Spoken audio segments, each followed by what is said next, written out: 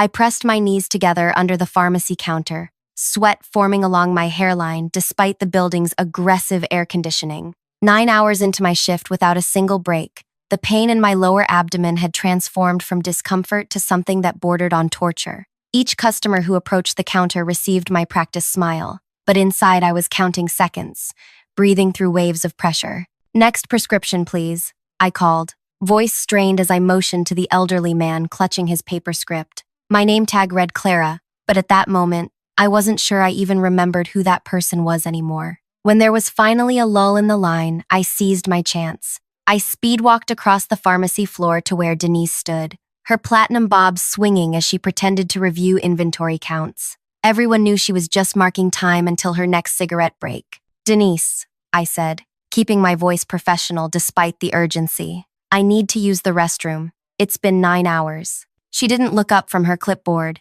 "And? I need the key." The pharmacy bathroom required a special key that only managers had access to, allegedly for security reasons involving the medication storage areas. But everyone knew it was about control. Denise finally raised her eyes, scanning the waiting area where 3 new customers had just joined the line. "You see all those people? They need their heart medication, their insulin. You think they want to wait while you take a potty break?" She patted her pocket where I could see the outline of the bathroom key. "You can hold it or go home without pay. Your choice." The humiliation burned hotter than the pain in my bladder. 2 nearby pharmacy techs suddenly became very interested in counting pills. "But I haven't had a single break today," I whispered, hating the pleading note in my voice. "I've been here since opening." "Then you should have gone before your shift," she replied, turning away. "Besides, I locked it earlier during performance evaluations. Can't have staff wandering in and out when we're discussing sensitive matters." Those performance evaluations were just Denise criticizing junior staff until they cried,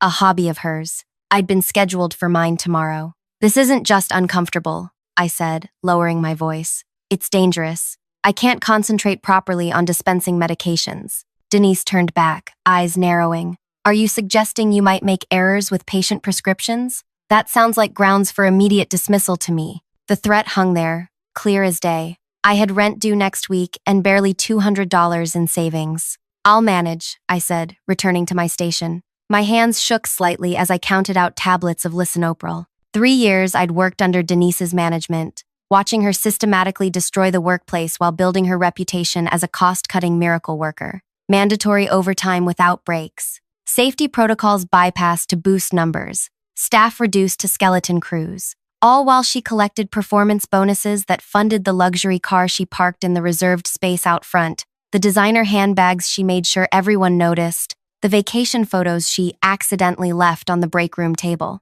As I handed the prescription bag to a waiting patient, my phone vibrated in my pocket. I wasn't supposed to have it on me during shifts, but after a coworker collapsed from dehydration last summer because Denise had implemented a no water bottles at workstations policy, I'd started breaking that rule. The text was from my former colleague, Pam. "Did you make the call yet?" I glanced at Denise, who was now berating the newest tech about prescription label alignment. What Denise didn't know was that I understood our regulatory system better than she did. For months, I'd been researching pharmacy laws, documentation requirements, and reporting procedures. I knew exactly who to call and what to say. And today, with my body in pain and my dignity in shreds, I'd finally reached my breaking point. Wait, I should pause here for a moment. If you're finding this story relatable or it's making your blood boil, you're not alone. Many of us have experienced workplace abuse of power. Hit that like button if you've ever had a boss who treated basic human needs as inconveniences,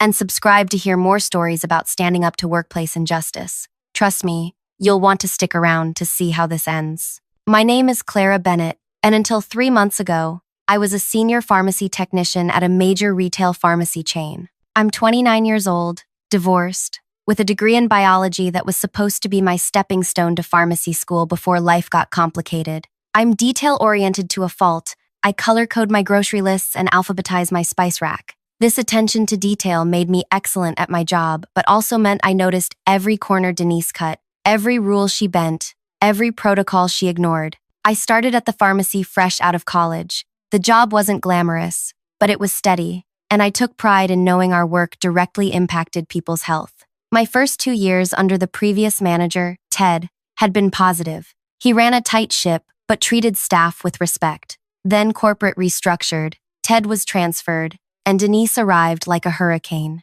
From day one, she made it clear that metrics were all that mattered. Prescription fill times, customer wait times, staff to prescription ratios. She slashed our team from 12 to 7 while our prescription volume increased by 30%. Lunch breaks became luxury items, bathroom visits were treated as personal failings, and anyone who complained found their hours mysteriously reduced the following week. But what troubled me most weren't the labor violations, it was the safety issues. Controlled substance counts that never quite matched up but were adjusted in the system rather than investigated. Prescriptions verified without proper pharmacist review during rush periods. Temperature-sensitive medications left unrefrigerated when the delivery truck arrived during Denise's lunch hour. I documented everything in a small notebook I kept in my locker, not because I planned to be a whistleblower, but because some small, stubborn part of me believed that eventually someone would care. Someone would listen. That belief died the day Jamie collapsed. Jamie was a 22-year-old pharmacy intern working her way through school. During a particularly understaffed Saturday, she'd worked 10 hours without a break, filling prescriptions at a frantic pace under Denise's watchful eye. When she finally asked for 5 minutes to eat something, Denise had rolled her eyes and said, "If you can't handle the pressure, retail pharmacy isn't for you." 20 minutes later, Jamie fainted, hitting her head on the corner of the dispensing counter. The cut required 7 stitches. Denise wrote it up as employee negligence due to improper meal planning before shift. I visited Jamie in the hospital that night. She told me she was quitting. "It's not worth it," she said, her face pale against the white pillows. "No job is worth this." After Jamie left, I started looking into the regulatory requirements for pharmacy operations. I spent evenings researching state pharmacy board regulations, DEA requirements for controlled substances, and OSHA workplace safety standards. I took screenshots of our staffing charts, photographed temperature logs, and recorded the times Denise overrode safety protocols. Which brings me back to that day, hour 9 of my shift, bladder screaming for relief, dignity in tatters. I watched Denise disappear into her office and made my decision. I slipped into the medication storage area, where the shelving units created a small blind spot from the security cameras. I pulled out my personal cell phone with shaking hands. Not to call HR, they'd proven useless in the past. Not to complain about bathroom breaks. Instead, I dialed the State Board of Pharmacy's direct line. The phone rang twice before a woman answered. State Board of Pharmacy, Compliance Division. I took a deep breath. I need to report unsafe dispensing practices and controlled substance handling violations at District 14, location 237. My voice was steadier than I expected. Patients are at immediate risk. Can you specify the nature of these violations? The woman's tone shifted from professional to alert. Controlled substance counts being altered in the computer system when physical counts don't match. Refrigerated medications being left at room temperature. Prescriptions being verified without proper pharmacist review during busy periods. And staffing levels that prevent employees from taking legally mandated breaks, leading to potential dispensing errors. She asked several specific questions about our protocols, our volume, our staffing. I answered truthfully, providing the exact regulatory codes being violated. This wasn't about bathroom breaks anymore. This was about patient safety. "We'll need to investigate immediately," she said finally. "Can you provide your name?" I hesitated, thinking about my rent payment. "I'd prefer to remain anonymous for now." "Understood. Based on what you've described, especially regarding the controlled substances, we'll be conducting an unannounced inspection today. Is the location currently open?" "Yes, until 8 tonight. Thank you for the report. We take these matters very seriously." I hung up, heart pounding so hard I was sure everyone could hear it. I slipped my phone back into my pocket and returned to the prescription counter, just as Denise's office phone rang. I watched her through the glass partition of her office as she answered. Her expression morphed from irritation to something approaching panic. She stood up, pacing between her desk and the door. "A surprise inspection? Today, but..." She ran a hand through her platinum bob. "That's completely unnecessary." Her voice rose enough that customers looked up from their phones in the waiting area. She hung up and rushed over to where I stood filling prescriptions. "Take your break," she said, thrusting the bathroom key at me. "Now, 30 minutes." I took the key, feigning surprise. "I thought we were too busy for breaks." "Just go." Her face had lost its usual smugness. replaced by something close to fear. And when you get back, check that all the narcotic counts match perfectly. In the bathroom, I finally relieved myself, the pain subsiding into blessed emptiness. I splashed cold water on my face and studied my reflection, dark circles beneath bloodshot eyes, hair hastily pulled back in a messy ponytail. I barely recognized myself anymore. Through the thin wall, I could hear Denise's frantic phone calls. I need everyone in. Yes, everyone. I don't care if it's your day off, Bennett. Get here now. The state board is doing a surprise audit. No, I don't know why. I took my time washing my hands, savoring each second away from the counter. Through the tiny bathroom window, I could see the pharmacy parking lot where 3 official-looking vehicles had just pulled in. My heart raced, but not from fear, from a strange, unfamiliar feeling that took me a moment to identify. Hope. When I returned to the pharmacy floor, Denise was frantically reviewing paperwork at the computer terminal, clicking through screens of inventory records. Her normally perfect makeup had smudged around her eyes from where she'd been rubbing them. The narcotic count sheets for the last 3 months, she said, shoving a stack of papers toward me without looking up. Make sure they're in order. I took the papers, noting how her hands trembled. I heard you on the phone. Is everything okay? Just a routine inspection, she muttered, still typing furiously. Nothing to worry about. The state inspector mentioned they're bringing someone from the DEA, I said casually, arranging the papers. She froze, fingers hovering over the keyboard. Drug enforcement? That's impossible. They don't do joint inspections without advance notice. Not when Schedule 2 narcotics are involved, I replied, remembering the exact wording from the regulatory handbook I'd studied. It's standard procedure if there's a discrepancy report. Should I pull last month's inventory adjustments? Her eyes widened with sudden realization, darting between my face and the papers in my hands. You wouldn't. I'm just trying to help before they arrive, I said, maintaining eye contact. The adjusted counts for oxycodone from last Tuesday might raise questions. The color drained from her face. That particular adjustment had been significant. 20 tablets that couldn't be accounted for. Denise had simply overridden the system and changed the numbers rather than filing the mandatory DEA report. Give me those, she hissed, snatching the papers from my hands. Go count the fentanyl patches. Now. I moved to the controlled substances cabinet, unlocking it with my code. Over my shoulder, I could see Denise frantically shuffling through the paperwork, occasionally glancing toward the entrance. The next 40 minutes were a blur of desperate activity. Denise cycled between threatening staff to keep their mouths shut and pleading with them to help her organize paperwork. She called 3 pharmacists who were off duty, begging them to come in. She even tried to convince the youngest tech, Milo, to backdate temperature logs. Just fill in yesterday's readings, she whispered, pushing a clipboard toward him. Corporate forgot to send someone to check the fridges. Milo, a pre-pharmacy student with anxiety issues who usually folded under Denise's pressure, surprised us all by backing away. That's falsifying documents, he said, voice shaking. I could lose my license before I even get it. You don't have a license, Denise snapped.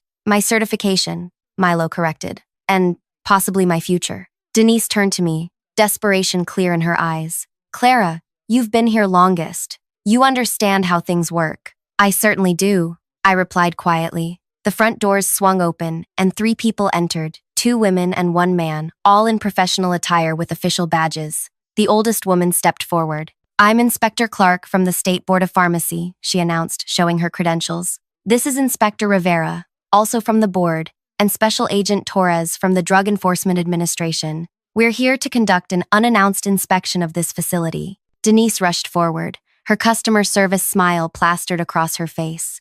Of course, we're always happy to cooperate with the board. If you'd just given us notice, I could have prepared. That would defeat the purpose of an unannounced inspection. Inspector Clark interrupted, her expression neutral but firm. We'll need to see your controlled substance records, dispensing logs, temperature records, and staffing schedules for the past 3 months. And we'll need to speak with staff members individually, Inspector Rivera added, her eyes scanning the pharmacy. Of course, Denise said, voice honey, sweet. Though we are quite busy with patients. Patient safety is precisely why we're here, Special Agent Torres said. His voice was quiet but carried authority that made Denise step back slightly. We've received concerning reports about practices that could endanger the public. For the next 3 hours, the inspection team methodically examined every aspect of our pharmacy operations. They interviewed staff separately in Denise's office, examined records, verified controlled substance counts, and observed our working conditions. They noted the staffing chart showing my 9-hour shift without breaks and questioned why only one pharmacist was on duty for a volume that clearly required two.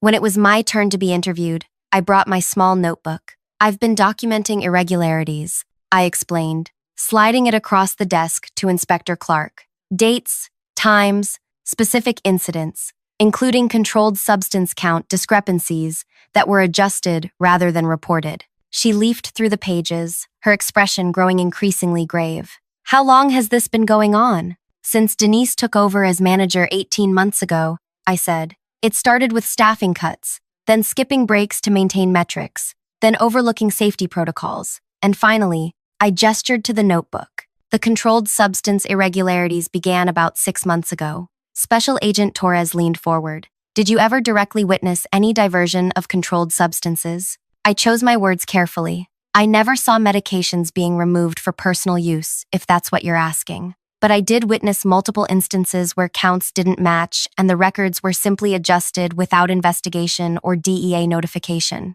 "And the working conditions?" Inspector Rivera asked. "The breaks issue? Like, today was my 9th hour without a bathroom break," I said quietly. "Denise locked the employee bathroom and kept the key. She told me I could hold it or go home without pay when I asked to use it." Their expressions told me everything I needed to know. By evening, they had compiled enough evidence to take action. I watched through the pharmacy window as they escorted Denise to the parking lot, speaking in low, serious tones. She glanced back at the pharmacy once, her eyes finding mine through the glass. The look of pure hatred on her face sent a chill down my spine. The district manager arrived shortly after, a harried-looking man named Victor who rarely visited our location. He spent an hour with the inspection team, his expression growing more grim by the minute. When they finally left, he gathered the remaining staff. "I want to assure you that we take these findings very seriously," he said, not quite meeting anyone's eyes. "Denise has been placed on administrative leave pending further investigation.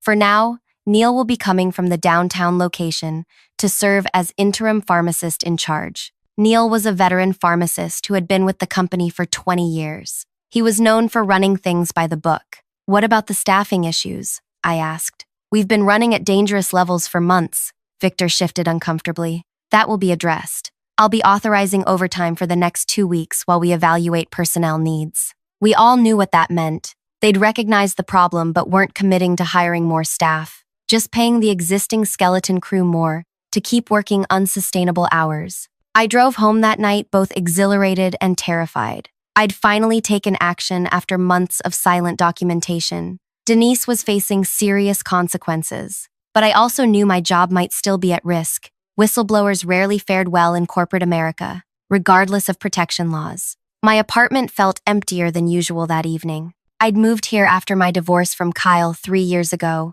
downsizing from our spacious condo to this one-bedroom unit that still felt temporary, despite my attempts to make it home. The silence pressed in as I heated up leftover pasta and scrolled through messages from concerned coworkers. "What happened after I left?" Milo had texted. "Denise looked ready to murder someone. Is it true the DEA was there?" This from Lena, who worked mornings. I answered their questions vaguely, suddenly aware that anything I put in writing could potentially be used in whatever investigation followed. As I was setting my phone down, it rang, an unknown number. "Hello?" I answered cautiously. "Is this Clara Bennett?" A woman's voice, professional but warm. "Yes, it is. This is Regional Director Kathy Wilson. I'm calling about today's events at your pharmacy location." My stomach dropped. Regional directors didn't personally call staff pharmacists unless something was very wrong or very right. "I understand you provided documentation to the inspectors today," she continued when I didn't immediately respond. "Yes," I said, my voice sounding distant to my own ears. I felt it was necessary for patient safety. "I've reviewed the preliminary findings," she said. "They're concerning to say the least. I'd like to meet with you tomorrow morning before your shift, if that's possible." Was I being fired? Promoted? I couldn't tell from her tone. "Yes, that would be fine," I managed. "Excellent. My office at regional headquarters, 8 a.m. The security desk will be expecting you." She paused. "And, Clara, thank you for your courage. Not everyone would have done what you did." The call ended, leaving me staring at my phone in confusion. Thank you for your courage. Didn't sound like a prelude to termination, but I'd learned not to trust corporate platitudes. I barely slept that night, rehearsing what I'd say at the meeting, calculating how long my savings would last if I was fired, wondering if I should contact an employment lawyer. By morning, I had dark circles under my eyes that no amount of concealer could hide. Regional headquarters occupied 3 floors of a glass office building downtown. I'd only been there once before, for new hire orientation 3 years ago. The security guard checked my ID, handed me a visitor badge, and directed me to the elevators. 18th floor, he said. Miss Wilson's assistant will meet you. The elevator ride gave me time to second-guess every decision that had led me here. Should I have kept silent longer? Gathered more evidence? Gone to Victor first? But deep down, I knew I'd done the right thing. Patients' health, and possibly lives, had been at risk. The elevator doors opened to a reception area where a young man in a crisp suit waited. Miss Bennett, I'm Paolo, Director Wilson's assistant. She's ready for you. He led me through a maze of cubicles to a corner office with glass walls and a view of the city. Kathy Wilson stood as I entered, extending her hand. She was younger than I'd expected, perhaps early 40s, with a firm handshake and alert eyes that missed nothing. Thank you for coming in, Clara, she said, gesturing to a chair across from her desk. Coffee? No, thank you. My stomach was too knotted to consider caffeine. She sat, folding her hands on her desk. I'll get right to the point. The violations documented at your location are among the most serious I've seen in my 15 years with this company. Falsified records, controlled substance discrepancies, labor violations, safety protocols ignored. I nodded, waiting for the but that would signal my dismissal. Instead, she continued, the state board has already initiated proceedings that could affect Denise's license. The DEA is investigating the controlled substance irregularities, and our own internal audit team is reviewing all records from the location for the past 2 years. I understand, I said, still waiting for the hammer to fall. Kathy studied me for a moment. You've been with us for 3 years, correct? Your performance reviews under the previous manager were exemplary. Ted spoke very highly of you. Ted was an excellent manager, I said carefully. Yes, he was. We should never have transferred him, she sighed. The truth is, Clara, we failed. We failed our patients, our staff, and our professional obligations by allowing these conditions to continue. The question now is how we fix it. She opened a folder on her desk, revealing what looked like an organizational chart. We'd like to offer you the interim manager position at the location, effective immediately. I stared at her, certain I'd misheard. Interim manager? Me? With proper staff levels and adjusted compensation, of course. Kathy continued, pushing a document toward me. This outlines the terms. We'd add 2 full-time technicians and another pharmacist immediately. Your base salary would increase by 30%, with quarterly performance bonuses. I glanced down at the figures and nearly gasped. The compensation was almost double what I currently made. I don't understand, I managed. I'm not even a pharmacist. I'm just a senior tech. You're a senior tech who demonstrated extraordinary commitment to patient safety and professional ethics, Kathy corrected. You recognized serious problems, documented them meticulously, and took action when necessary, despite personal risk. Those are exactly the qualities we need in leadership. She leaned forward. The pharmacist in charge would handle all clinical duties, of course. You'd oversee operations, staffing, and compliance. We'll pair you with Neil until we find a permanent replacement and provide management training. My mind raced through the possibilities and problems. What about the staff? They might resent me after what happened with Denise. From what I understand, most of them were victims of her management style as well, Kathy said. But if there's resistance, we'll address it. The important thing is restoring proper protocols and rebuilding staff morale. I thought about Jamie in the hospital bed, about Milo being pressured to falsify documents, about the countless patients who'd received medications dispensed by exhausted, rushed technicians. I accept, I said, surprising myself with the firmness in my voice. But I have conditions. Kathy raised an eyebrow but nodded for me to continue. First, complete amnesty for any staff member who was following Denise's instructions under duress. No retaliation against anyone who speaks to investigators. Second, I want to personally review all hiring for the new positions. We need people who understand what happened and are committed to preventing it from recurring. Third, I want written confirmation that adequate staffing will be maintained, regardless of budget pressures. I expected resistance, but Kathy was already nodding. Those terms are reasonable and align with our remediation plan. Anything else? I thought for a moment. Yes, I want Jamie Preston contacted and offered her position back at a higher rate if she's interested. Jamie had been one of our best interns before her collapse. The young woman who was injured? Kathy made a note.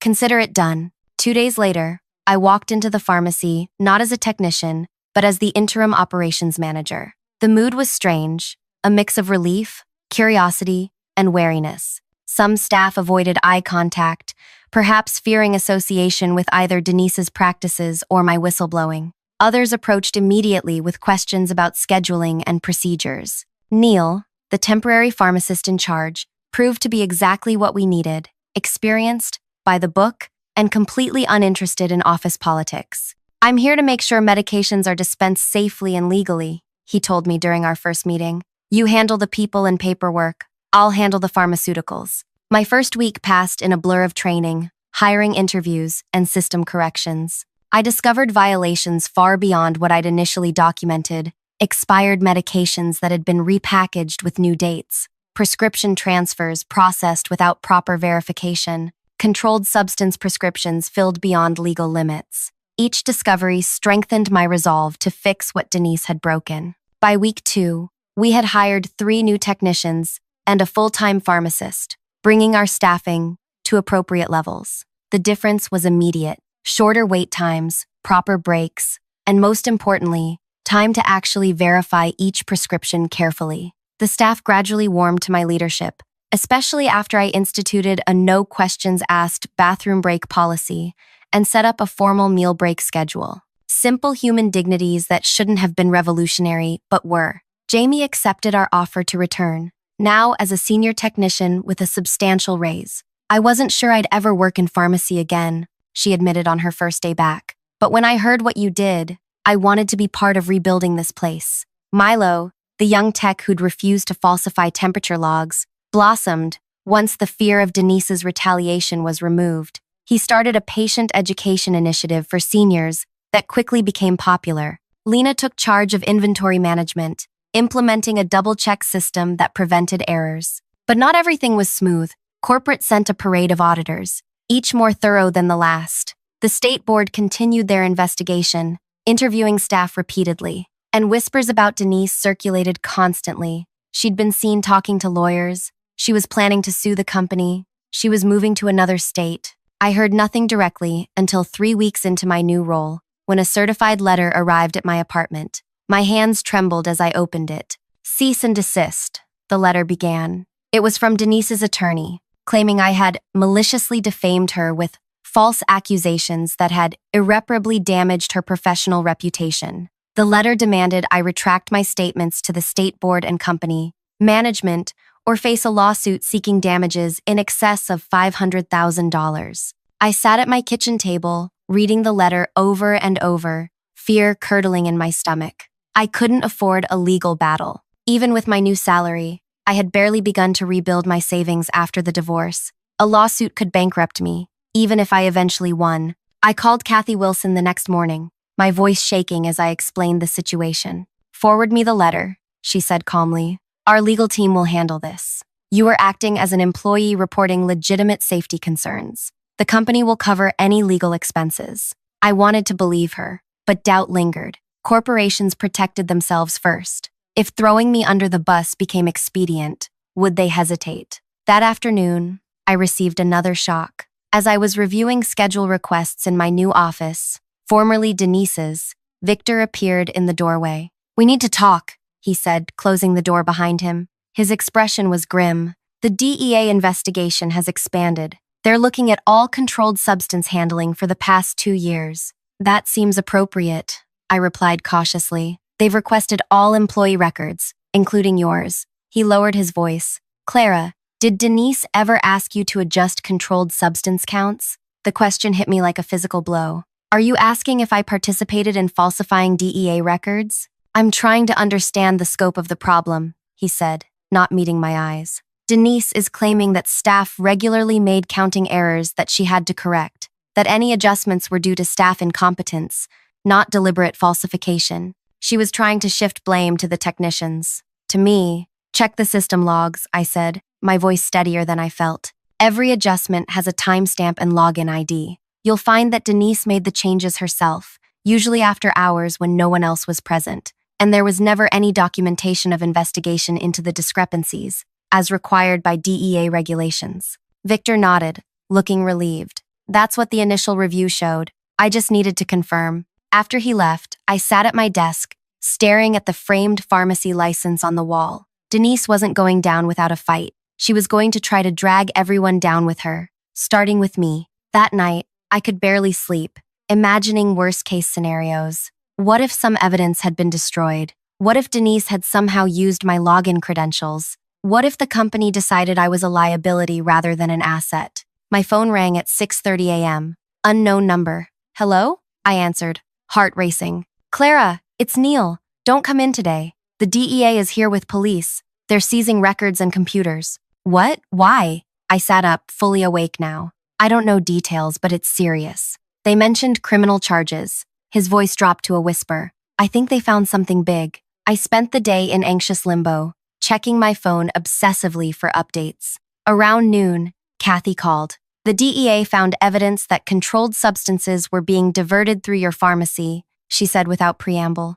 Significant quantities of oxycodone and fentanyl patches. Over the past 18 months, my blood ran cold. How? Prescriptions were being entered for fake patients, dispensed, and then voided from the system. The medications never reached actual patients. That's why the counts never matched, I whispered. The pieces were falling into place. That's why Denise was adjusting the inventory instead of reporting discrepancies. Exactly. The DEA believes the drugs were being sold illegally. Kathy paused. Denise was taken into custody this morning. The news should have brought relief, but instead, a new anxiety bloomed. What about the rest of us? Could we be implicated? The evidence points clearly to Denise working alone, possibly with outside accomplices. The system adjustments were all made under her login, during hours when she was alone in the pharmacy. Kathy's voice softened. Your documentation actually helped prove that other staff weren't involved. You'll need to give statements, but you're not targets of the investigation. When I finally returned to work 2 days later, the mood was somber but resolute. The staff had been questioned extensively, but as Kathy predicted, the evidence clearly showed Denise had acted alone within the pharmacy. She had a separate set of prescription records, Neil explained as we prepared to open. She'd enter legitimate-looking prescriptions during busy periods when no one would notice, process them through insurance, then later void them from the system and adjust the inventory to match. The drugs never went to real patients. But where did they go? Jamie asked. Neil shook his head. The DEA isn't sharing details, but rumors say she was working with someone outside who sold them. The street value would be hundreds of thousands of dollars. The revelation stunned me. I'd suspected Denise of cutting corners for corporate bonuses, of bullying staff, even of dangerous negligence, but not of being the center of a drug distribution ring. It explained her designer handbags, her luxury car, her expensive vacations. It explained why she'd been so desperate to prevent an inspection. In the weeks that followed, we rebuilt the pharmacy's systems and reputation. New safety protocols were implemented. Double verification was required for all controlled substances. Staff were trained to recognize and report suspicious patterns. Most importantly, the culture changed from fear to collaboration. 3 months after the inspection that had changed everything, I received another certified letter. This one was from the State Board of Pharmacy, requesting my presence at Denise's license revocation hearing. I would need to testify about what I'd witnessed. The thought of facing Denise again filled me with dread. Despite her criminal charges, despite everything we now knew about her operation, some part of me still feared her. The part that remembered being denied basic human dignity, being threatened with my livelihood, being treated as disposable. The night before the hearing, I stood in front of my bathroom mirror, rehearsing what I would say. The woman staring back at me looked different from the exhausted, intimidated technician who had finally reached her breaking point months ago.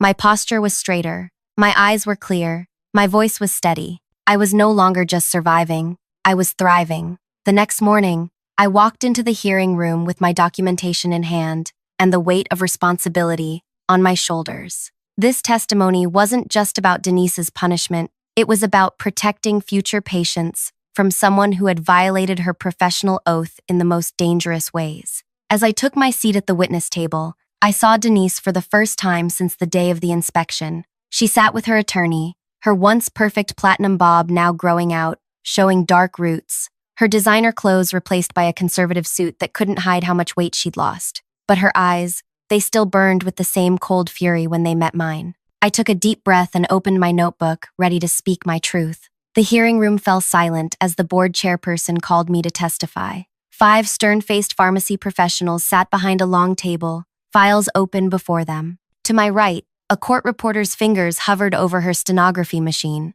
"Please state your name and position for the record," the chairperson instructed. "Clara Bennett, Operations Manager at District 14, location 237. And what was your position during the time Miss Waters was pharmacy manager?" "Senior pharmacy technician." For the next hour, I answered questions methodically, referencing my documentation whenever needed. I described the staffing violations, the falsified temperature logs, the altered controlled substance counts. I explained how Denise had created a culture of fear where questioning practices meant risking your job. Throughout my testimony, I avoided looking directly at Denise, focusing instead on the board members. But I could feel her stare burning into me, could sense her seething resentment. When I described the day of the inspection, hour 9 without a bathroom break, the locked bathroom, her threat of "hold it or go home without pay," several board members visibly recoiled. "And you believe these working conditions contributed to medication errors?" one board member asked.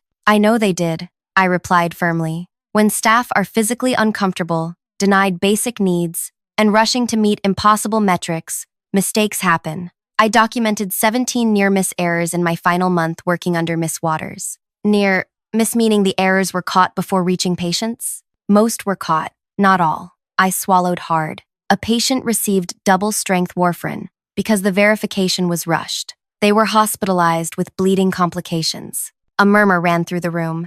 Denise's attorney scribbled furiously. When I finished, Denise's attorney stood for cross-examination. He was sleek and confident, with an expensive suit and practiced smile. "Miss Bennett, isn't it true that you reported these alleged violations only after being disciplined for poor performance?" "No," I replied. "I was never disciplined for performance issues." He consulted his notes with theatrical confusion. "But Miss Waters indicates she had scheduled you for a performance review the very next day after the inspection." "That's correct, but so you reported these supposed violations just before a performance review that might have resulted in discipline?" he interrupted. I took a breath, refusing to be rattled. The so-called performance reviews were used as intimidation tactics, and I reported violations because I witnessed controlled substances being diverted and patient safety being compromised. "You've benefited considerably from Miss Waters' removal, haven't you?" His voice dripped with insinuation. "Promotion, substantial raise,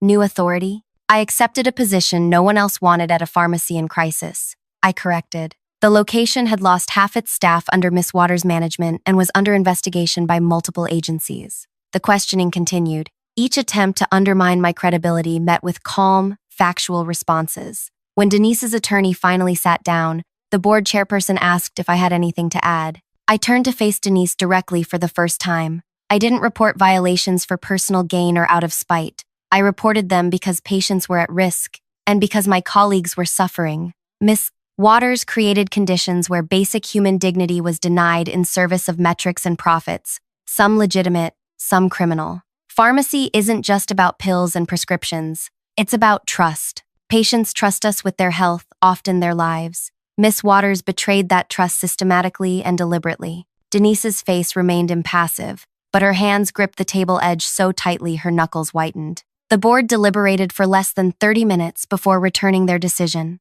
License revocation, effective immediately, with no possibility of reinstatement for at least 5 years. The chairperson read out the extensive violations, concluding with the statement that Denise's actions represented the most serious breach of professional ethics this board has encountered in recent memory. As the hearing concluded, I gathered my documents, a strange numbness replacing the anxiety I'd felt earlier. It was over, not just the hearing, but the entire chapter. In the hallway outside, I heard footsteps behind me and turned to find Denise approaching, her attorney trying unsuccessfully to hold her back. "Are you happy now?" she hissed, voice low enough that only I could hear. You've destroyed everything I built. I met her gaze steadily. You destroyed it yourself, Denise. One violated regulation, one mistreated employee, one diverted pill at a time. You have no idea what you've done. Her voice trembled with rage. The criminal case is not my concern. I finished for her.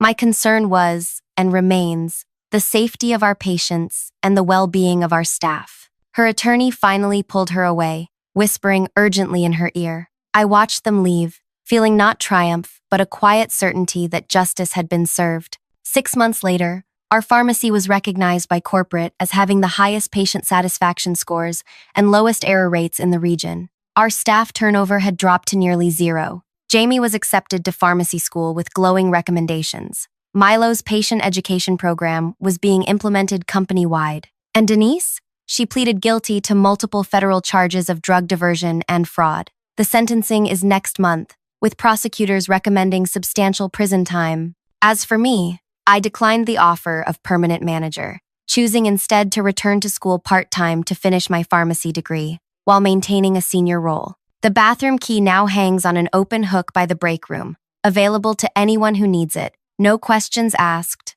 a small but meaningful symbol of the changed culture. Sometimes, the most powerful revenge isn't about humiliation or retribution. It's about rebuilding what someone else destroyed, about replacing fear with dignity, chaos with order, danger with safety. It's about standing in your truth so firmly that no one can ever make you doubt it again. If you've ever faced workplace abuse or witnessed ethical violations but stayed silent out of fear, I hope this story gives you courage. Sometimes one phone call, one report, one moment of bravery can change everything, not just for you, but for everyone affected by a broken system. Leave a comment if you've ever had to make a difficult ethical choice at work, and subscribe for more stories about standing up to workplace injustice. Remember, your dignity is non-negotiable, and sometimes the most important thing you can do is simply refuse to be complicit.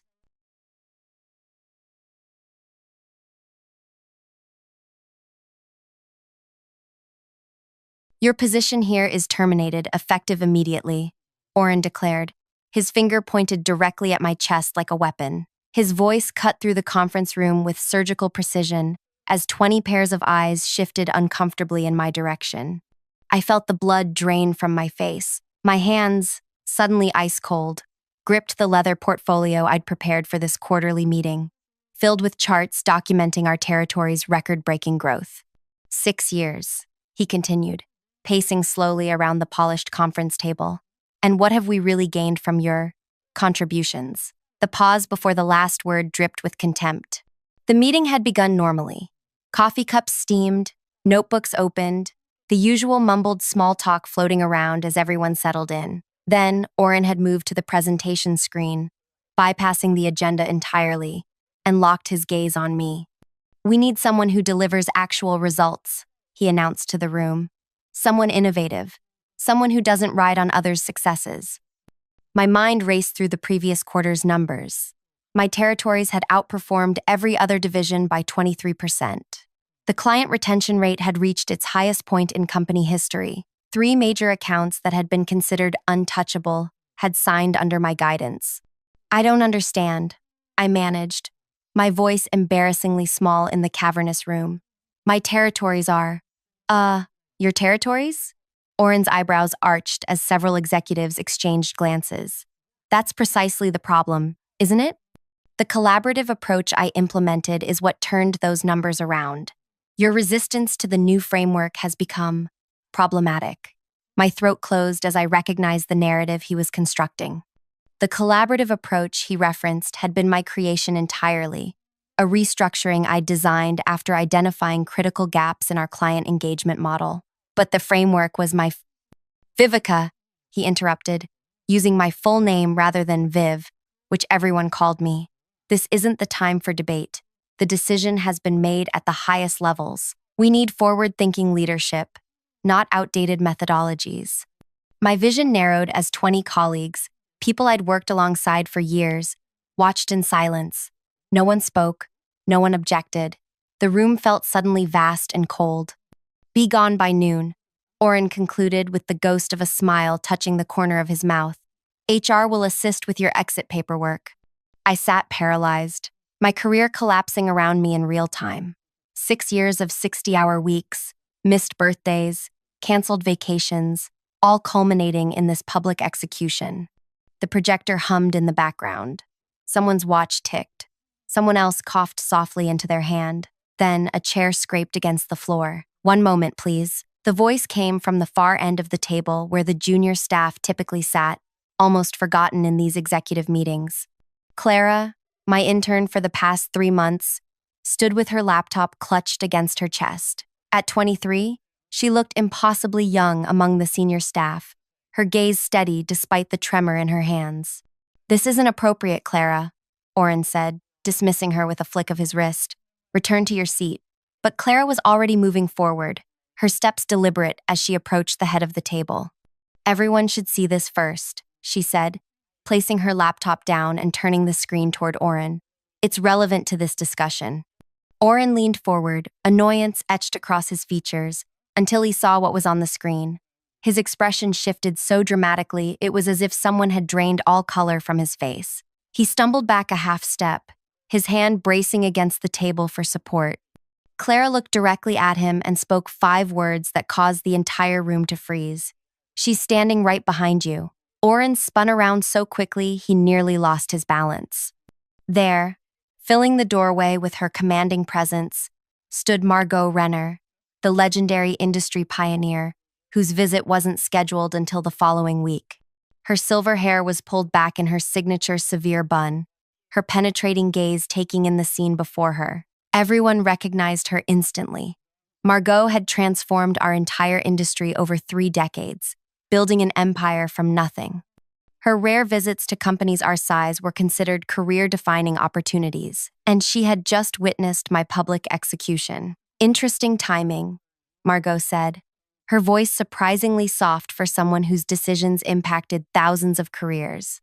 "I specifically came early to meet the innovator behind your company's remarkable territory transformation." Her eyes moved deliberately from Oren to me, then back again. "It appears I've arrived at a pivotal moment." The silence that followed stretched like an eternity, with 22 people barely breathing as we waited for what would happen next. If you're finding yourself caught up in this story of workplace betrayal, please take a second to like this video and subscribe to the channel. It helps more people discover these stories of justice and redemption, and your support means everything. Now, let's continue with what happened after Margot Renner walked through that door. My name is Vivica, Viv to anyone who knows me. I grew up in a small town where expectations for girls rarely extended beyond marriage and motherhood.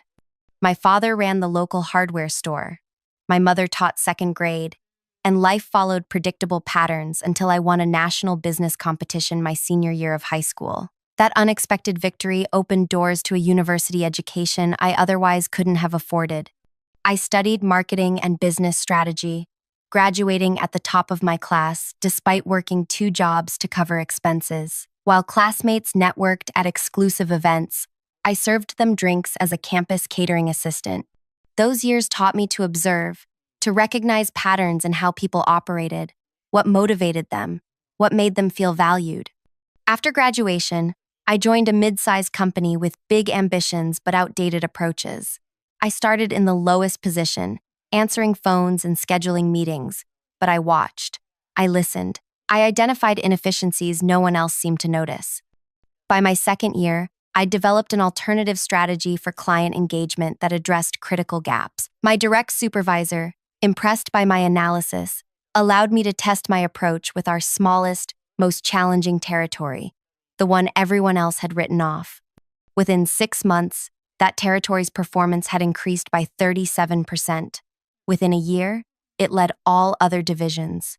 My innovative framework, focused on personalized client journeys rather than generic touchpoints, became the template for other struggling territories. That's when Oren first noticed me. As Executive Vice President of Client Relations, he recognized a rising star when he saw one. He became my mentor, showcasing my work to senior leadership, inviting me to high-level strategy meetings, positioning me for advancement. "You have something special, Viv," he told me during one of our weekly coffee meetings. "You see connections others miss. This company needs that perspective." For 3 years, we worked as an effective team. I developed strategies. He provided the platform for implementation. My territories consistently outperformed projections. Clients requested me specifically for their accounts. My future seemed limitless. Then everything changed. The catalyst was an industry conference in Denver last autumn. I presented our territory transformation strategy to a packed room, explaining the personalized framework I'd developed. Afterward, several people approached with questions, including an elegant, silver-haired woman who asked particularly insightful questions about my methodology. "Your approach is refreshingly client-centered," she commented before handing me her card. "Most companies still focus on their internal processes rather than actual client needs." It wasn't until she walked away that I looked down and saw the name on the card. Margot Renner, founder and CEO of Renner International. My hands trembled as I slipped the card into my pocket. Margot rarely engaged with professionals at my level or companies our size. When I returned to the office the following Monday, I shared the encounter with Oren, excited by the potential connection. His reaction surprised me, his usual warm support replaced by tight-lipped calculation. "Margot Renner spoke to you specifically?" he asked, leaning forward in his chair. "What exactly did you tell her about our methodologies?" "Just an overview of the framework, the same material from my presentation," I explained, confused by his intensity. "Next time, direct those inquiries to me," he said. "As EVP, I should handle communications with industry leaders of that caliber." I nodded, though something about his reaction felt off. Later that week, I received an email from Margot's chief of staff requesting a follow-up conversation about our client engagement model. Following protocol, I forwarded the email to Oren. He responded immediately, "I'll handle this. Focus on your territories." 2 days later, I discovered Oren had scheduled a video call with Margot without including me. When I asked about it, he explained it was standard procedure for executive leadership to manage relationships with potential partners. But she asked specifically about my framework, I pointed out. "Your framework?" His tone shifted slightly. "Viv, you've done excellent work implementing our company's strategic vision, but let's be clear about ownership here." That conversation marked the beginning of the shift. Suddenly, my most successful strategies were described in team meetings as our executive approach rather than Viv's framework. My direct access to senior leadership became limited. Oren began joining my client calls, smoothly interjecting himself into relationships I'd spent years building. During presentations, he would stand slightly ahead of me, physically positioning himself as the authority. When clients praised specific elements of my strategy, he would nod appreciatively and say, "Yes, I developed that approach after noticing gaps others had missed." The first time he did it, I was too shocked to respond. By the third time, I recognized the pattern but struggled to address it without appearing territorial or unprofessional. Then came the account reassignments. First one major client, then another, transferred from my oversight to cross-functional teams that reported directly to Oren. The explanation was always the same: strategic alignment for optimal client outcomes. With each transfer, my performance metrics suffered. Territories I'd transformed were no longer counted in my results. New performance standards appeared that emphasized areas outside my reassigned responsibilities. I might have doubted my own perception if not for Clara. The intern had joined us 3 months earlier.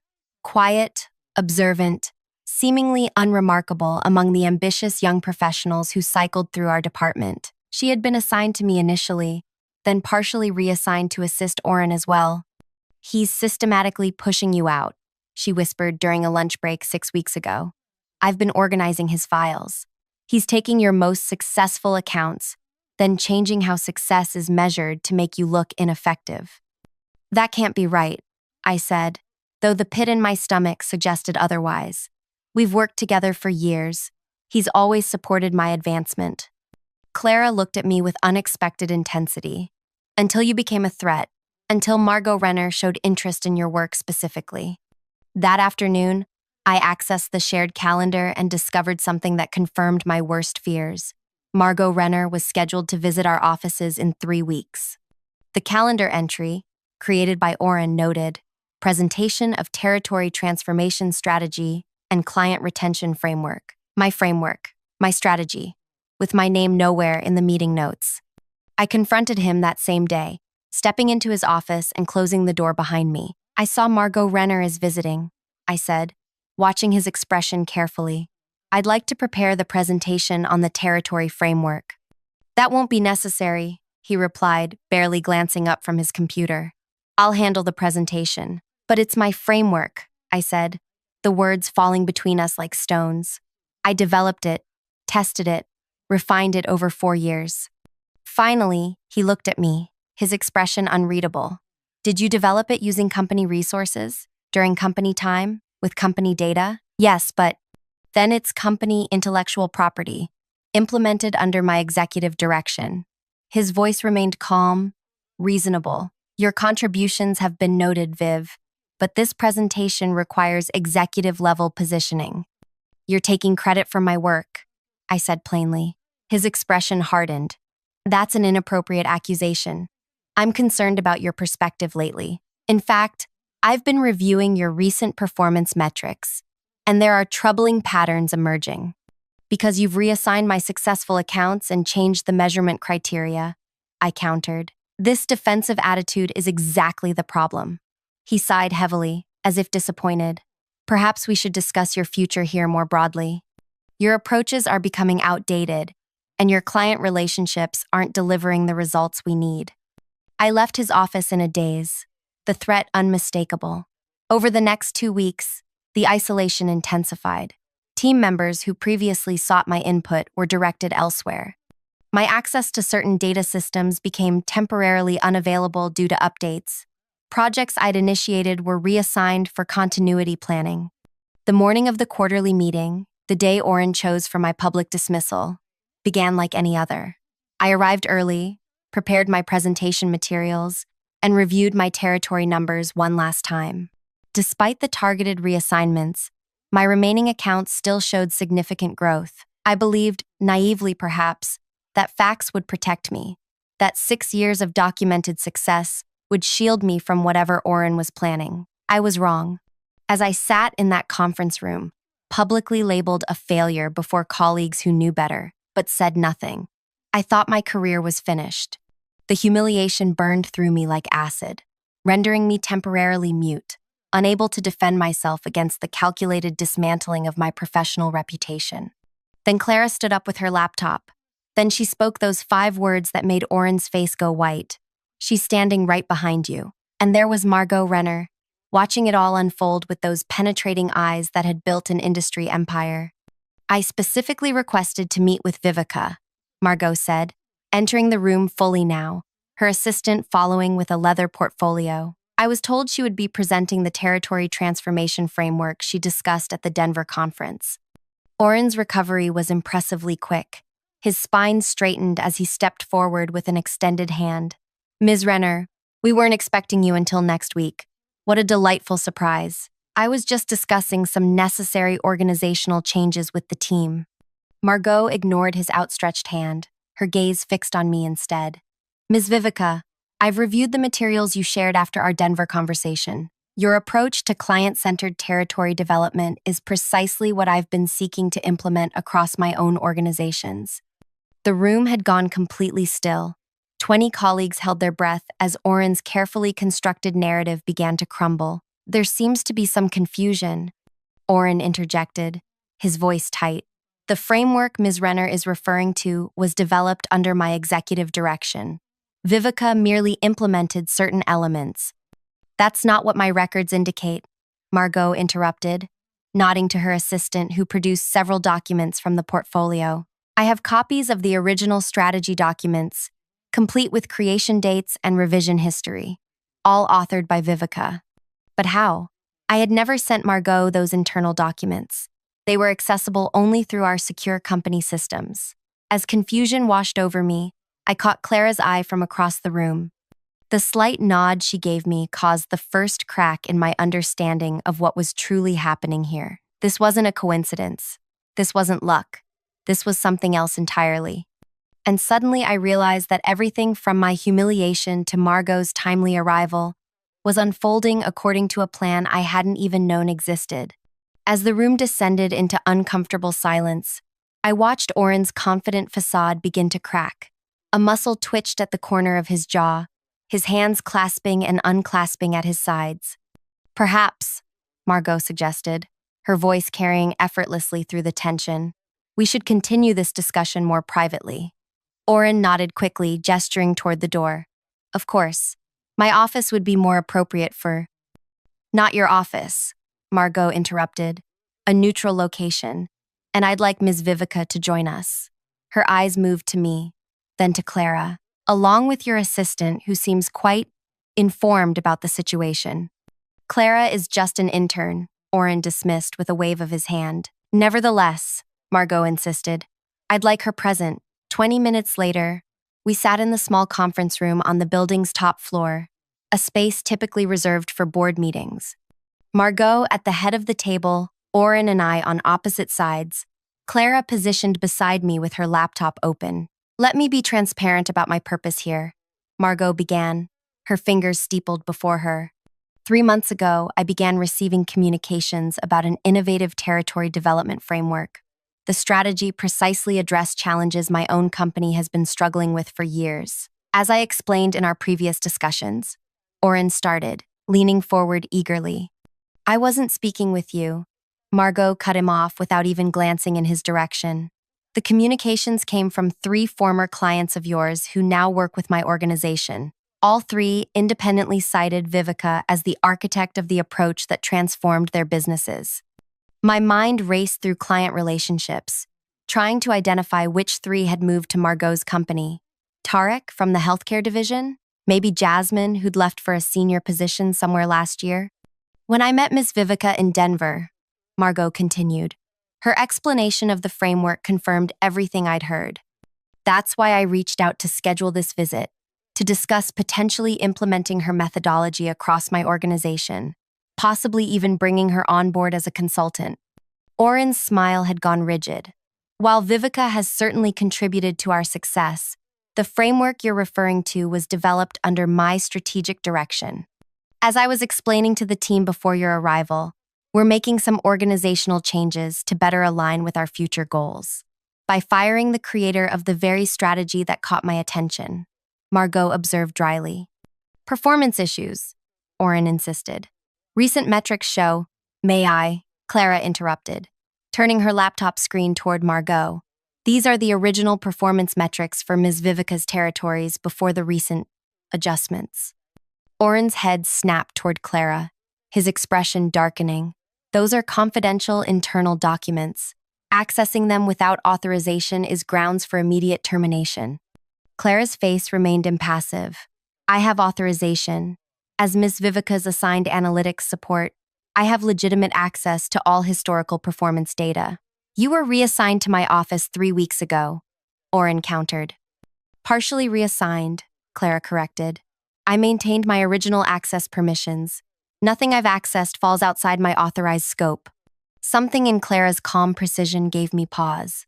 The timid intern who had watched silently from corners now faced down an executive without flinching. Who was this woman really? Margot studied the screen, scrolling through what appeared to be years of performance data. Fascinating. According to these records, territories under Ms. Vivica's direct management consistently outperformed all others by significant margins, until approximately 7 weeks ago, when several key accounts were suddenly reassigned. "Strategic realignment," Oren insisted. "And coincidentally," Clara added, pulling up another document, "these reassignments began precisely 3 days after Ms. Renner's office first contacted the company about Ms. Vivica's framework." The implication hung in the air like smoke. Margot turned her penetrating gaze to Oren, who had begun to sweat visibly at his temples. "It appears," Margot said carefully, "that I've interrupted quite an orchestrated scenario." "This is being grossly mischaracterized," Oren protested, his voice strained. "These are internal matters that directly impact my interest in your company's approach," Margot finished for him. "I came here specifically to meet the innovator behind a strategy I consider revolutionary. Instead, I witnessed that person's public termination by someone now claiming credit for their work." She turned to me. Ms. Vivica, I'd like to continue our discussion about your framework without interference. Would tomorrow morning be convenient? My hotel at 9? Before I could answer, Oren stood abruptly. This is highly irregular. Any discussions about company methodologies must include executive leadership. Mr. Brenner, Margot said, using his name for the first time, I believe Ms. Vivica's employment status was just terminated in front of 20 witnesses. Unless that decision has been reversed, she's free to discuss her expertise with whomever she chooses. The trap was elegant in its simplicity. If Oren rescinded my termination, he'd have to explain to leadership why he'd attempted to fire a valuable employee. If he maintained it, he'd lose control over Margot's interest in my framework. There may have been a misunderstanding, he said finally, visibly calculating his options. Perhaps we should postpone any definitive decisions about Ms. Vivica's position until after a more thorough performance review. How generous, Margot remarked, her tone making it clear she recognized the transparent maneuver. Ms. Vivica, my offer stands regardless of your employment status here. Thank you, I said, finding my voice at last. I'd be happy to meet tomorrow. As the meeting concluded, Margot departed with her assistant, leaving the three of us in a silence charged with unspoken threats. Oren's eyes had gone cold. Any pretense of mentorship or collegiality vanished. This isn't over, he said quietly. You've made a serious miscalculation. He left without another word, the door closing firmly behind him. I turned to Clara, seeing her clearly for the first time. Who are you really? I asked. And what just happened? Clara closed her laptop, her movements deliberate and controlled. I'm exactly who I said I am, your intern, but perhaps with a more specific purpose than you realized. You engineered this entire scenario, I said, the pieces falling into place. Margot's early arrival, the documentation, the timing. Not entirely, she said with a slight smile. I simply created the opportunity for truth to emerge at the right moment. Why? You've been here 3 months. You barely know me. Clara studied me for a long moment. Do you remember Peyton? The name struck me like a physical blow. Peyton Voss? From the Chicago territory? Clara nodded. My older sister. My mind flashed to Peyton.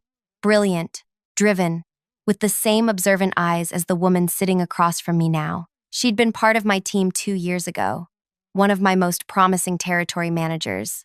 Until Oren forced her out, I said, the memories surfacing painfully. After she challenged him about taking credit for the Northwestern strategy she developed.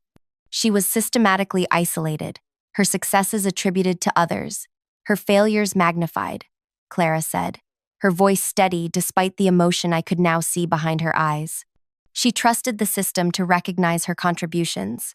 By the time she realized what was happening, it was too late. Her reputation was damaged beyond repair. She couldn't even secure references for new positions. I remembered how Peyton had gradually been excluded from meetings, how accounts she'd nurtured had been reassigned, how her once bright career had dimmed until she finally resigned. I'd tried to intervene, but had been overruled repeatedly by Oren, who cited personality conflicts and alignment issues. She's working at our parents' grocery store now, Clara continued, her finance degree collecting dust while she stocks shelves and processes deliveries. The depression nearly destroyed her. Guilt washed over me. I tried to help her, Clara. I really did. I know, Clara said, surprising me. Peyton told me you were the only one who stood up for her. That's why I requested placement specifically with you when I applied for the internship program. To what end? Revenge? Clara's expression softened slightly. Justice. And perhaps prevention. Peyton was his first victim I knew personally. You wouldn't have been the last. But how did you know what he was planning? How did you get those documents to Margot? I observed, Clara said simply. The same way you do. The same way Peyton taught me to. Patterns reveal intentions, especially when someone believes no one is watching. As for the documents and Margot's timely arrival, those answers would have to wait. Clara's phone buzzed with a text message. She checked it quickly, then stood. We should leave separately, she advised. Oren is currently meeting with the executive leadership team. He'll be attempting to control the narrative. By tomorrow morning, He'll have a strategy in place to counter what happened today. What do I do in the meantime? I asked. Prepare for your meeting with Margot, Clara said, and don't trust anyone at the company right now. Not until we see how this plays out. I watched her walk away. This unassuming young woman who had orchestrated what might be either my professional salvation or my complete destruction. Because despite Margot's interest, Oren still held significant power within the company, and he'd just been publicly humiliated by an intern and the employee he'd tried to discard. Men like Oren didn't forget such things, or forgive them. The next 12 hours passed in a blur of uncertainty. I returned to my apartment, mind racing with questions about Clara, about Peyton, about what Oren might be plotting in response to the day's events. I prepared materials for my meeting with Margot, unable to fully focus as the scene from the conference room replayed in my mind. My phone remained conspicuously silent. No calls from colleagues expressing support or seeking explanations. No messages from HR regarding my employment status. The isolation was both telling and terrifying. At 8:30 the following morning, I arrived at Margot's hotel, choosing the side entrance to avoid being seen by any potential company representatives in the lobby. As I approached the elevator, a hand caught my elbow. "Not that way," Clara said, appearing beside me as if from nowhere. "There's a service elevator that will take us directly to the executive floor." "You're coming to the meeting?" I asked, following her through a maintenance corridor. "I've been here since 7, she replied. "Setting up." Margot requested my assistance with some technical details. The service elevator opened to a private hallway leading to what appeared to be the hotel's premium suites.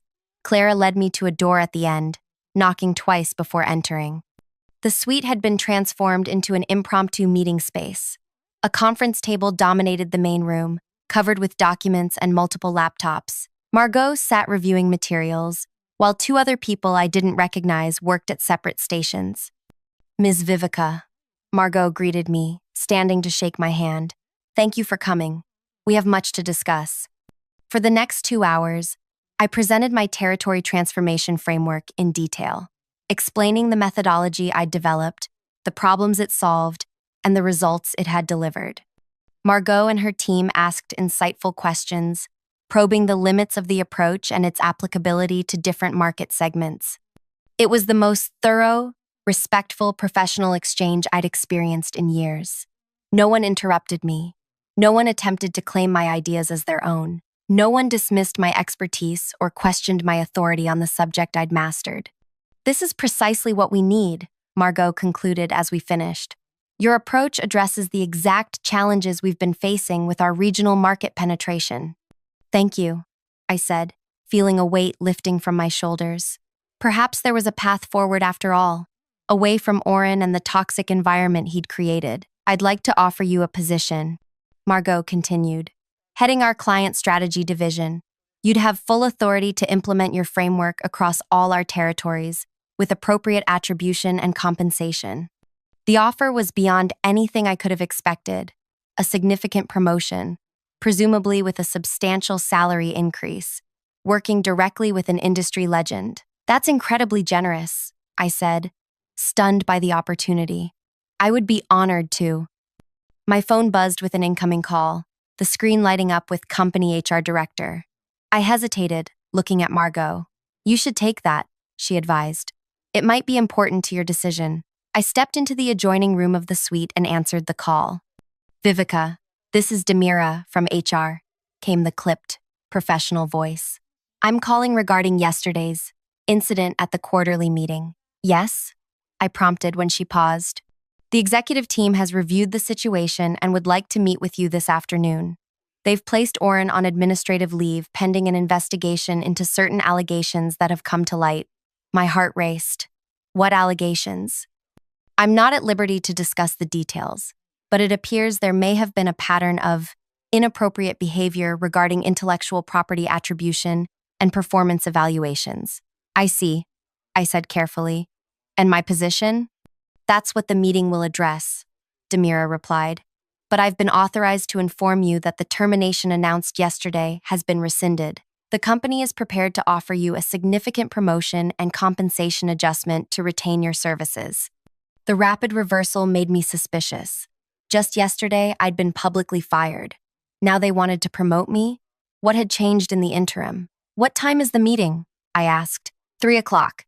The entire executive leadership team will be present. I'll be there, I promised, ending the call and returning to the main room where Margot waited expectantly. Interesting development? She inquired. They've placed Oren on leave and want to meet about offering me a promotion, I explained, still processing the whiplash-inducing shift. It seems convenient. Indeed, Margot agreed, almost as if they've suddenly recognized your value now that another option has appeared. Clara, who had been quietly working in the corner, looked up from her laptop. They received notification of Margot's job offer to you 30 minutes ago. An anonymous email detailing the terms was sent to the entire executive team. I stared at her. How could anyone know the terms? Margot just made the offer. The terms were determined yesterday, Clara explained. The email was scheduled to deliver regardless of whether you accepted immediately. I looked between them, realization dawning.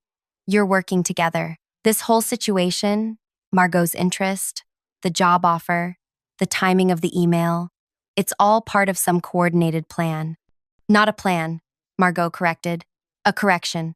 A rebalancing of scales that had been deliberately tipped against you, just as they were tipped against Peyton Voss and others before her. How many others?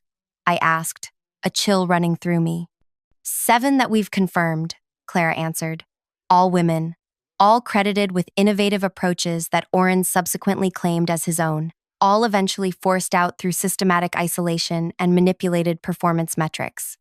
And you've been tracking this pattern? I asked Margot. Not initially, she admitted. My interest in your framework was genuine. It was only after Clara contacted me with evidence of what was happening that I recognized the broader implications. Clara contacted you? I turned to my supposed intern, who met my gaze without apology. After Denver, she confirmed. When I saw Oren beginning the same pattern with you that destroyed my sister's career. The pieces were coming together, but something still didn't make sense. Why go through this elaborate scenario? Why not just report Oren's behavior to HR or the executive team? Because men like Oren rarely leave evidence that traditional channels can address, Margot explained. They operate in gray areas. They cultivate powerful allies. They control narratives. By the time conventional processes catch up, careers have been destroyed and innovations lost. So what happens now? I asked. Do I take your job offer or the company's promotion? Margot leaned back, studying me thoughtfully. That depends on what you want, Vivica. Justice? Advancement? Vindication? Something else entirely? I considered the question carefully. 6 years of my life had gone into building my career at the company. I'd created something valuable there, something that worked. But I'd also witnessed how quickly it could all be taken away, how little protection existed against someone like Oren, who knew how to manipulate the system. I began, then paused, realizing what truly mattered to me. I want to ensure this doesn't happen to anyone else.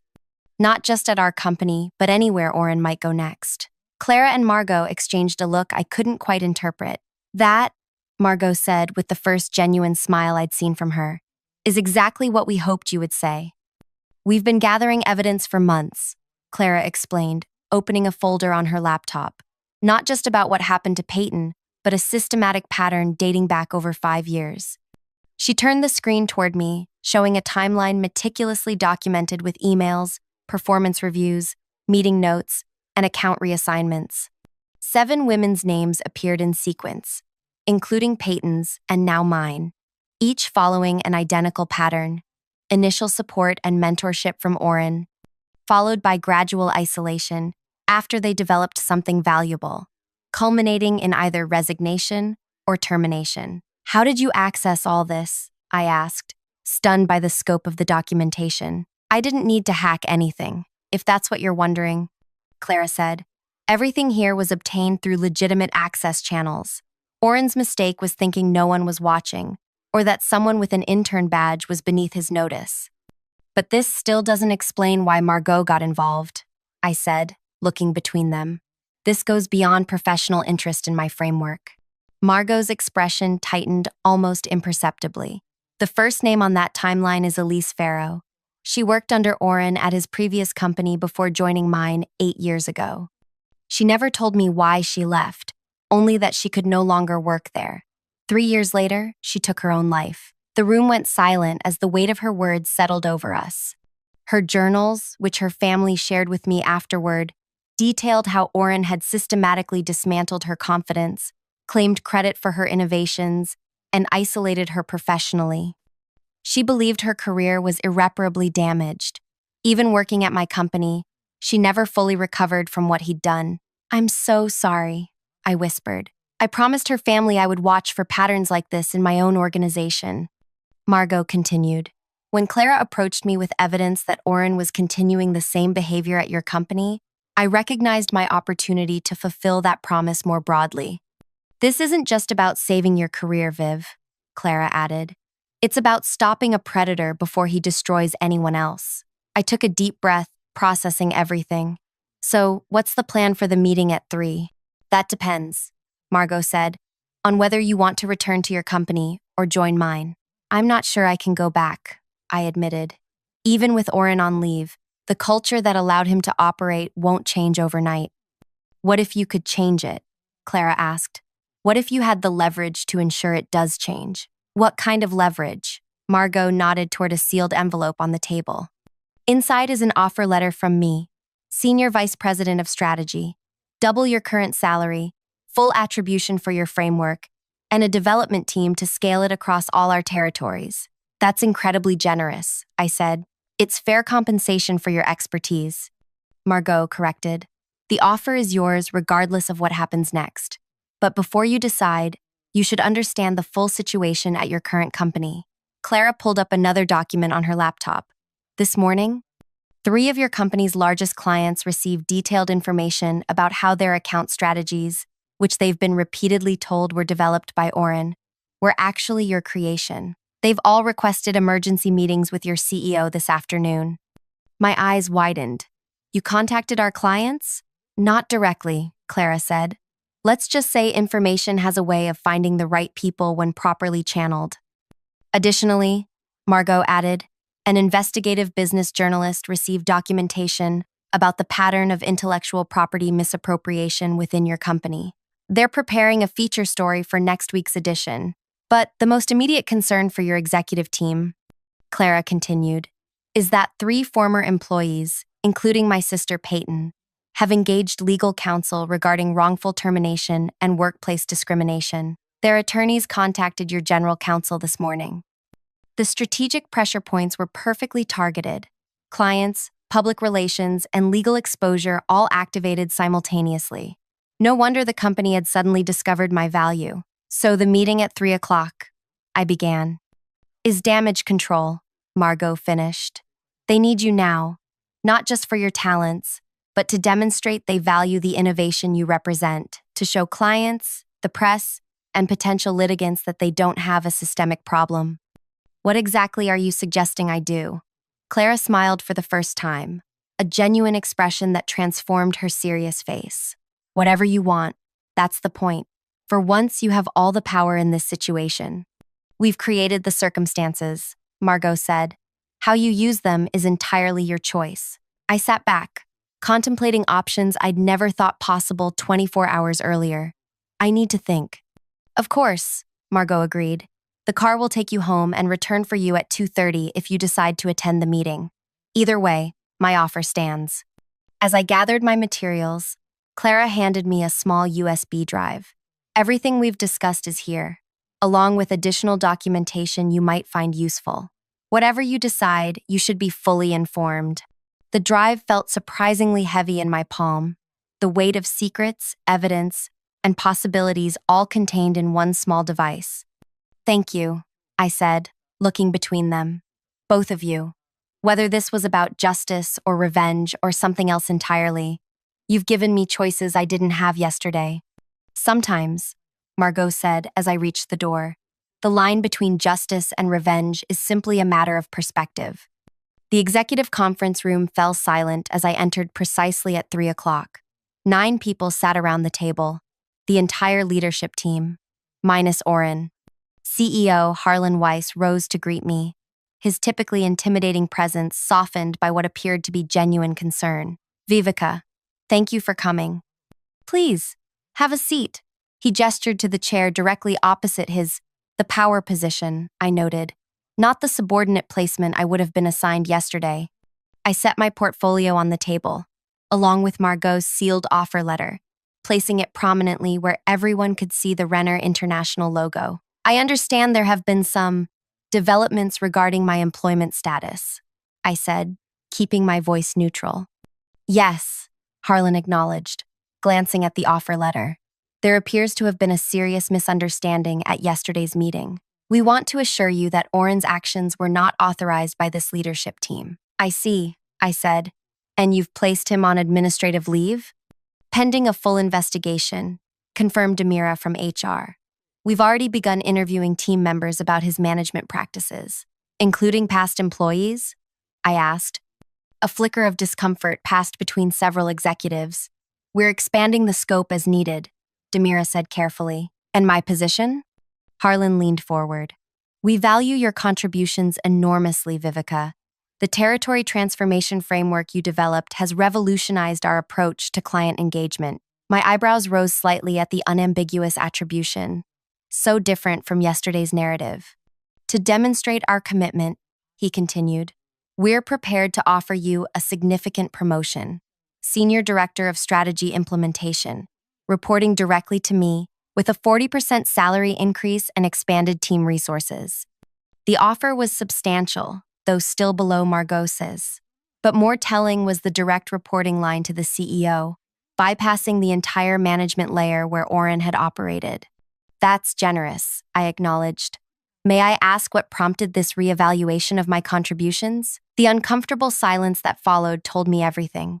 They knew about the client contacts, the potential media exposure, the legal threats, and they were scrambling. We've been impressed with your work for some time, Harlan attempted. Recent client feedback has only reinforced our appreciation of your innovative approaches. Recent as in this morning? I asked quietly. Harlan's facade cracked slightly. Viveka, let's be frank. We've received concerning information from multiple sources today that suggests we may have or overlooked certain issues within our organization.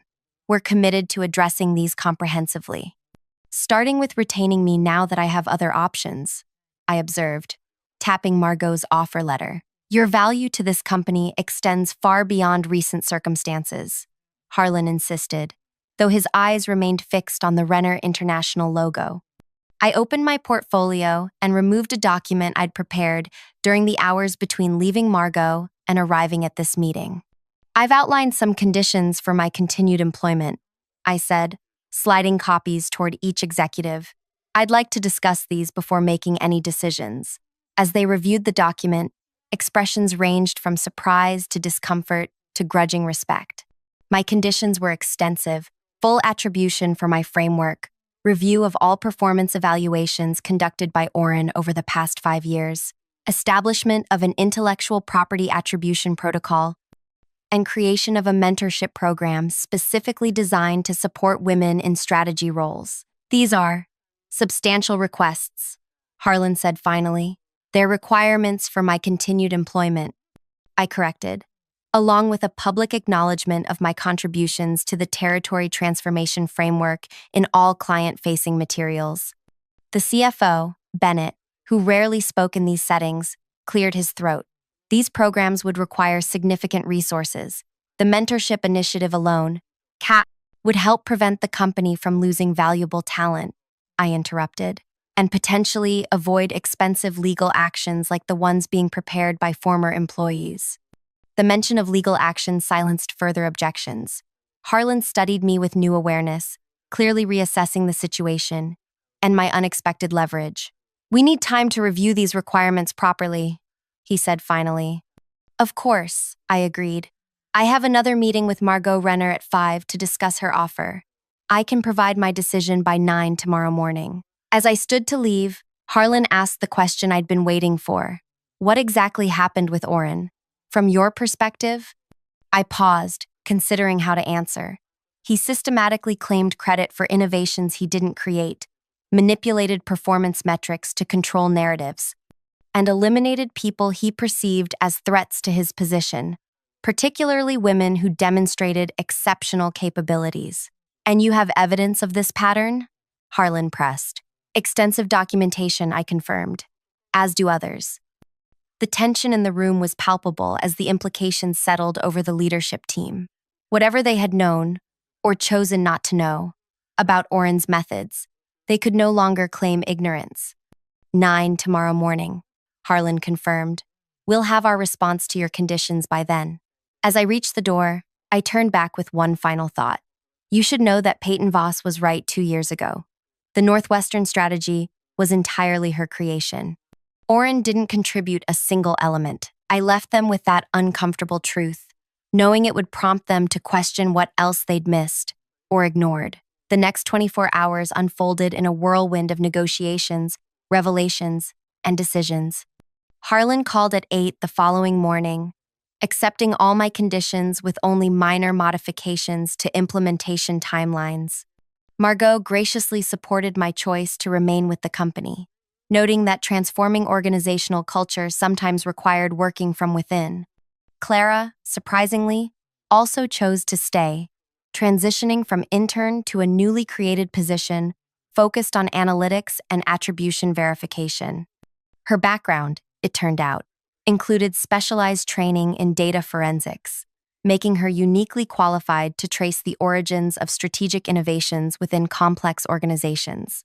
As for Oren, his administrative leave became permanent separation 3 days later, after the investigation revealed a pattern exactly matching what Clara had documented. The company reached confidential settlements with Peyton and the other former employees, including provisions for career rehabilitation, support, and positive references. The media story still ran, but with a significantly different angle, highlighting how the company had taken decisive action to address intellectual property attribution and create stronger support systems for innovative employees, particularly women. Over the following months, I implemented my territory transformation framework across all divisions, with proper attribution at every stage. The client response was overwhelmingly positive, with several specifically requesting presentations on the methodology behind our approach. 6 months after that fateful quarterly meeting, I stood at the front of the same conference room, presenting our year-end results to the full team, now expanded to include 4 new strategists, 3 of whom were women returning to the workforce after career interruptions. The territory realignment has exceeded projections by 27%, I concluded, gesturing to the final slide. Any questions before we wrap up? Clara, now officially our Attribution Analytics Director, raised her hand. Perhaps you could share the new mentorship program metrics? Those numbers are particularly impressive. I smiled, appreciating her strategic redirect to highlight one of our most successful initiatives. Absolutely. The program has already supported 12 team members across various departments, with 3 promotions resulting directly from projects developed during mentorship. As the meeting concluded and people filed out, Clara lingered behind, waiting until we were alone. "Have you seen this?" she asked, sliding her tablet toward me. On the screen was a job listing for a strategy director at a mid-sized company in Denver. The description outlined responsibilities remarkably similar to Oren's former role. "Is that?" I began. Clara nodded. "He's interviewing there next week." I studied the listing, noting the emphasis on innovative approaches and transformative client strategies. "I wonder if they know about his history," I mused. "They will," Clara said simply, taking back her tablet. "By this evening, their entire executive team will receive detailed documentation about his pattern of behavior, as will every board member, their HR director, and the 3 finalists for the position, all of whom happen to be women with impressive innovation backgrounds. You're still monitoring him," I observed. "Justice isn't a single action," Clara replied. "It's an ongoing commitment." I thought about Peyton, about Elise Farrow, about the other women whose careers had been damaged or destroyed by Oren's systematic appropriation of their work. "What about Margot?" I asked. "Is she still involved in this oversight?" Clara's expression softened slightly. "Margot understands personal costs better than most. She makes resources available when needed, but the monitoring is primarily my responsibility now. And when does it end? I asked. How long do you track him? Clara considered the question carefully. Until the pattern stops, until he can no longer position himself to harm others, until the women he targeted have fully reclaimed their professional identities. She gathered her materials, preparing to leave. Elise Farrow believed she was alone, that what happened was her personal failure rather than systematic predation. Peyton thought the same until she found others with identical experiences. No one should feel that isolation. As she reached the door, I asked the question that had lingered since that first revelation 6 months ago. Was it worth it? All the planning, the documentation, the coordination with Margot just to stop one person? Clara turned back, her expression more open than I'd ever seen it. Ask me that question when you meet Naomi Chen next week. She's interviewing for our new strategy position, brilliant innovator, forced out of her last company after developing an award-winning client approach that her male supervisor subsequently claimed as his own. Another of Oren's victims? I asked. Different predator, same pattern. Clara replied.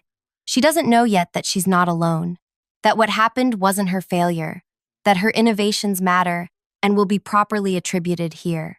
I understood then that what Clara and Margot had engineered wasn't simply revenge against one man, but the beginning of a system to identify and counteract a broader pattern, creating spaces where innovation would be properly attributed regardless of gender or position. The meeting is Tuesday at 10, Clara added. I think you'll recognize something in her experience that resonates with your own. As she left, I remained in the conference room, contemplating how completely my professional life had transformed in 6 months. From public humiliation to leadership, from isolation to community, from powerlessness to agency. The company culture was changing, slowly, imperfectly, but measurably. Attribution protocols now ensured innovations were traced to their creators. The mentorship program was creating pathways for underrepresented voices, and most importantly, people like Oren could no longer operate unchallenged in the shadows. My phone buzzed with a text from Clara. Confirmed. Denver company just pulled the strategy director listing. Board chair requesting emergency meeting about hiring practices. I smiled, picturing Oren receiving the news that yet another opportunity had vanished, not through bad luck or timing, but because his pattern had been exposed by a network of women he had underestimated. Women who had transformed their individual experiences of injustice into a system of accountability that would follow him wherever he went. The most fitting revenge wasn't a single dramatic moment of humiliation. It was the quiet, relentless dismantling of the conditions that had allowed him to thrive at others' expense. It was creating a world where his methods no longer worked, where claiming others' innovations became impossible because attribution was verified, where isolating targets became futile because support networks existed, where manipulating metrics failed because transparent evaluation systems were in place. Clara hadn't just helped me reclaim my career. She had shown me how to transform an individual victory into systemic change, how justice for one could become protection for many. And in doing so, she had given me something far more valuable than revenge: purpose. If this story resonated with you, please take a moment to like, comment, and subscribe.